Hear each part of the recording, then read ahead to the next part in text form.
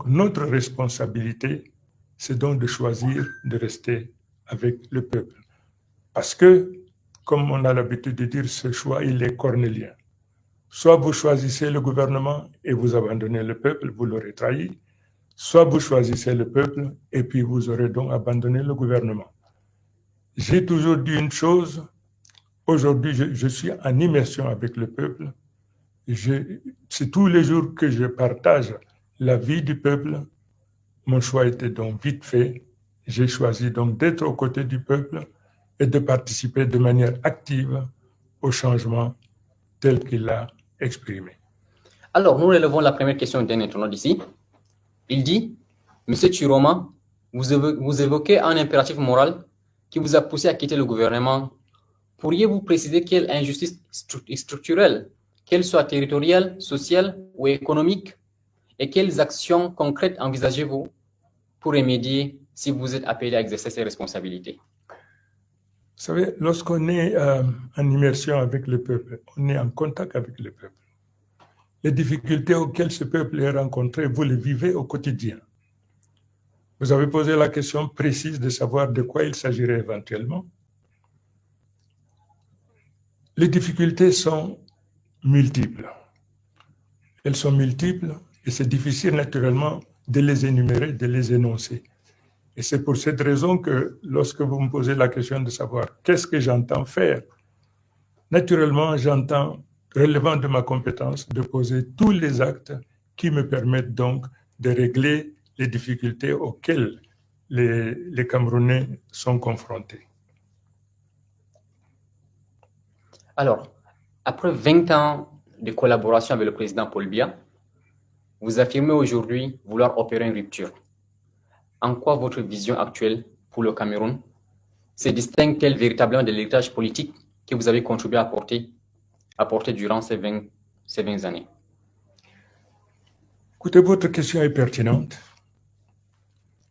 Lorsqu'on accepte d'être, alors que vous n'êtes pas du parti politique au pouvoir, lorsque vous acceptez de partager la responsabilité gouvernementale d'un autre parti politique, évidemment, il est question pour vous de mettre les objectifs poursuivis par votre parti politique et puis de vous aligner aux objectifs prescrits par le parti au pouvoir. Mais à partir du moment où vous vous rendez compte, vous vous apercevez que ce que vous êtes en train de faire n'est pas conforme avec les aspirations de vos militants, de vos sympathisants, vous n'avez pas de choix que de marquer un temps d'arrêt et puis de rebrousser chemin pour aligner les actes que vous avez à poser aux attentes de vos militants et sympathisants. Alors, beaucoup de jeunes vous regardent et beaucoup de jeunes se posent la même question. Et beaucoup de jeunes vous regardent avec méfiance. Comment comptez-vous regagner leur confiance? Regagner la confiance des jeunes, c'est d'abord leur montrer que je suis en immersion avec les jeunes. Les jeunes aujourd'hui sont confrontés à une difficulté énorme, la difficulté du chômage. Beaucoup de jeunes aujourd'hui sont détenteurs de parchemins universitaires, malheureusement, qui ne leur ouvrent pas les portes de l'emploi. Cela simplement parce qu'ils n'ont pas de métier. Ils n'ont pas de métier parce qu'ils ne sont pas formés. Notre responsabilité consiste donc à privilégier la formation professionnelle par rapport à l'enseignement général. L'enseignement général a déjà donné tout ce qu'il peut donner. Mais il se trouve que par centaines de milliers, nous avons des jeunes aujourd'hui qui ne travaillent pas et qui n'aspirent qu'à travailler. Alors, nous avons réussi aujourd'hui à adapter le mérite de la formation professionnelle, à inviter les uns et les autres à s'inscrire massivement dans les centres de formation professionnelle afin d'acquérir les métiers qui leur ouvriront les portes de l'emploi. D'accord. Avez-vous un message particulier pour cette jeunesse qui n'a jamais voté, qui doute même déjà et qui galère? Vous avez parlé de formation professionnelle et ces jeunes qui sont déjà détenteurs de diplômes, qu'en est-il de leur cas, qui sont déjà formés, qui ont un diplôme académique? D'abord, à tous ces jeunes-là, je leur dis ce que tous nous connaissons. Il se dit que tout ce qui se fait pour vous sans vous, se fait contre vous. Les jeunes doivent s'impliquer, les jeunes doivent s'orienter aujourd'hui vers les formations professionnelles qui leur ouvrent les portes de l'emploi.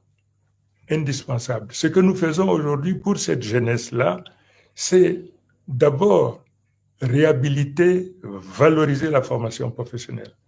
Je voudrais rappeler que de l'indépendance jusqu'à date, le gouvernement n'a pas construit un seul centre de formation professionnelle digne de ça.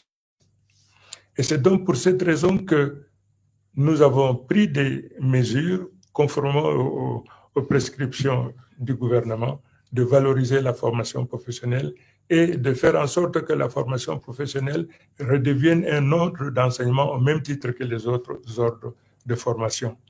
Donc, la formation professionnelle est le moyen le plus efficace pour permettre à la jeunesse de pouvoir acquérir un métier qui leur permettra de s'installer soit en auto-emploi ou alors parce qu'ils sont formés dans un métier pour lequel le secteur de production déficitaire en aura besoin. Nous avons vu le clip de campagne de votre candidature et vous avez parlé de redonner le pouvoir au peuple. Quand vous dites que vous voulez redonner le pouvoir au peuple, qu'est-ce que ça veut dire concrètement, Monsieur le Président? Ça veut simplement dire une chose. Quelle que soit la décision, quelle que soit son importance, dès lors que l'objectif poursuivi, c'est le confort, le bien-être du peuple, nous nous engageons donc à associer le peuple, à prendre part effectivement à toutes les décisions que nous prendrons, de telle façon que le peuple se sente concerné par la décision que nous avons prise et participer à sa mise en œuvre. Alors, comme c'est un moment d'interaction avec vous, en direct, avec les jeunes qui nous regardent, il y a une question qui revient aussi. Si vous êtes candidat à la présidentielle, quelles seraient vos 3 mesures phares pour transformer le quotidien des Camerounais dès que vous serez au poste? Dès qu'on arrive au gouvernement, la première responsabilité, c'est celle d'abord de lutter contre les inégalités et les injustices. Il y a beaucoup de Camerounais qui sont frustrés, marginalisés, ostracisés. Aujourd'hui, beaucoup de Camerounais n'arrivent pas à passer de concours parce que malheureusement aujourd'hui dans notre pays, il n'y a pas de concours qui n'a pas d'exigence en matière de corruption.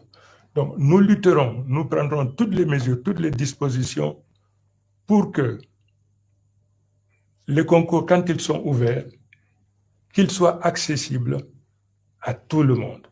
Ça, donc, c'est la première mesure. La deuxième mesure, c'est de faire en sorte que le coût de la formation professionnelle, aujourd'hui qui est prohibitif, le coût de la formation professionnelle doit être ramené au prorata du pouvoir d'achat des parents, ce qui fait donc que nous éliminerons la discrimination par l'argent. C'est-à-dire, aujourd'hui, par exemple, pour aller dans nos universités, quelle que soit la faculté, vous payez 50 000 francs. Mais dans les écoles de formation professionnelle, il y a des formations qui coûtent 200, 300, 400, 500 000, voire davantage. Démocratiser la formation professionnelle consiste simplement à prendre des mesures qui ramènent donc le coût de la formation professionnelle au même niveau que celui que l'on paye lorsqu'on entre dans les facultés. Alors, pourquoi croire en vous, pas à un autre opposant? Concrète, pourquoi? Écoutez, je ne suis pas, comment dirais-je ça? Je ne suis pas un opposant qui abandonne les raisons pour lesquelles le parti auquel il adhère fixe. La question que vous posez, savoir, quelle était la question? Quelle est la différence entre vous et un autre opposant? Pourquoi les jeunes ou les Camerounais devraient vous faire confiance, croire en vous, pas un autre? Écoutez, la réponse est simple. La réponse est simple. C'est que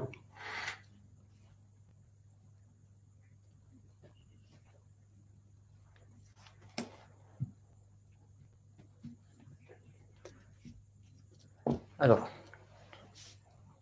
on a Stitch, connexion. Attendez. S'il n'a pas repris, je n'ai pas bien compris votre question. Ma question, c'est que pourquoi croire en vous par un autre opposant? Quelle est la différence entre vous et d'autres personnes?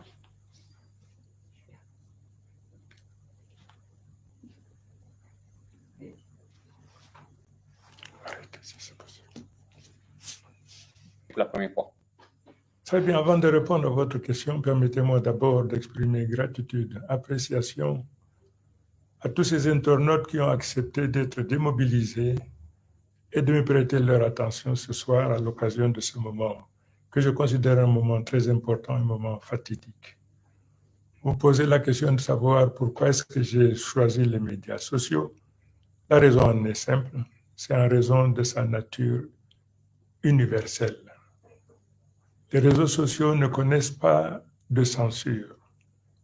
Les réseaux sociaux ne connaissent pas de limitation, d'entrave des autorités, quelle que soit leur nature. Les réseaux sociaux me donnent ce soir l'opportunité de m'adresser au peuple camerounais, où qu'il se trouve, dès lors qu'ils sont connectés sur votre chaîne. J'ai le plaisir et l'honneur de m'adresser à vous. C'est vraiment le caractère universel, transversal, sans limite, sans barrière, moment de vérité de cet instrument. C'est pour ça que je l'ai choisi. Alors, tout le monde se pose la même question, les internautes en ligne, les commentaires, dans la section de commentaires, la question qui revient le plus, pourquoi avoir démissionné et annoncé votre candidature à la présidence de la République maintenant? Très bien, votre question est vraiment pertinente. Pourquoi est-ce que j'ai posé ma démission? Il n'échappe à personne aujourd'hui que le peuple camerounais, dans son immense majorité, éprouve des difficultés à faire joindre les deux bouts. Les Camerounais sont habités par la peur, l'angoisse, l'incertitude de l'avenir. Et cela s'est manifesté tout récemment avec d'abord 3 évêques fils du Septentrion, qui, à l'écoute de nos populations, ont exprimé également leur ras-le-bol et ont voulu le changement. Moi, en tant qu'homme politique, interpellé par cet appel d'angoisse, d'inquiétude du peuple camerounais du nord au sud, de l'est à l'ouest, ma responsabilité, ma mission, c'est naturellement de répondre présent à cet appel de détresse. L'appel au changement du peuple camerounais ne concerne pas seulement la classe politique. C'est d'abord la nation tout entière qui doit se mobiliser pour construire ce changement voulu par l'immense majorité du peuple camerounais. La classe politique intervient, en particulier les dirigeants de partis politiques interviennent, dès lors que la Constitution stipule que les partis politiques participent au concours du suffrage universel. C'est à ce titre donc participe à l'expression du suffrage universel. C'est à ce titre donc, en tant que dirigeant politique, je me suis senti interpellé et j'ai donc décidé de répondre présent à cette sollicitation de nos compatriotes du nord au sud, de l'est à l'ouest. Alors, je rappelle que nous sommes en live sur Facebook et sur TikTok. La section de commentaires est ouverte aux questions et les internautes ont l'opportunité d'interagir avec vous directement. Avec plaisir. Nous allons relever les questions ici et puis on va vous poser ces questions. Et je rappelle aussi que votre clip de campagne pour la candidature à la présidence est déjà disponible sur ma chaîne YouTube et sur la page Facebook Ben Oumar TV. Alors, des internautes disent, certains disent que vous critiquez aujourd'hui le système que vous avez tant soutenu. Que leur répondiez-vous? Quelle réponse à ces internautes qui pensent que... Je voudrais que vous sachiez une chose. Je suis président d'un parti politique. Quand on est président d'un parti politique, on a des hommes et des femmes qui investissent leur espoir sur vous, qui investissent leur espoir sur vous, et dont vous avez la responsabilité de conduire vers un rivage qu'ensemble vous avez choisi. Mais lorsque, dans l'exercice de vos fonctions, vous vous apercevez que, alors que ce peuple dont vous êtes les dirigeants réclame à corps et à cri le changement, et que les actes que vous posez au gouvernement au quotidien ne répondent pas à leurs aspirations, vous n'avez pas de choix que d'opérer un choix. Soit vous obéissez à vos responsabilités gouvernementales et dans ce cas, vous vous aliénez le peuple, ou alors vous choisissez donc d'être à l'écoute du peuple et dans ce cas, vous vous aliénez le gouvernement.